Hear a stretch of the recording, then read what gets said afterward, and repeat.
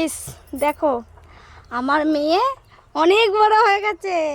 ফার্স্টে এই বাটিটাকে মেজেছে, এই বাটি মাজা হয়ে গেছে, ওই বাটিটা মেজেছে, আর এই যে চামচ মাজছে।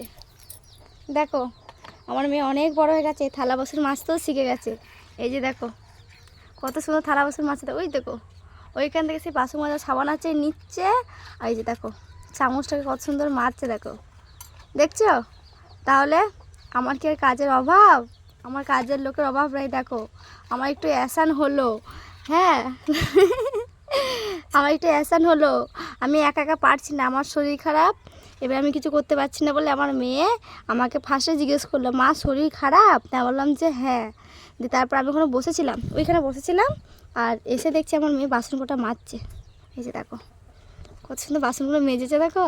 তাহলে আমার মেয়ে কিন্তু অনেক বড় হয়ে গেছে, আর ছোট নাই। দেখো এই যে এই যে এবার মনে হয় চামচটাকে ধোবে নাকি। বাবারে বাবারে, এই দেখো চামচটাকে ধুচ্ছে। তাহলে আমার কাজের লোকের অভাব? পিড়েতে বসছে কোনো মারছে, দেখো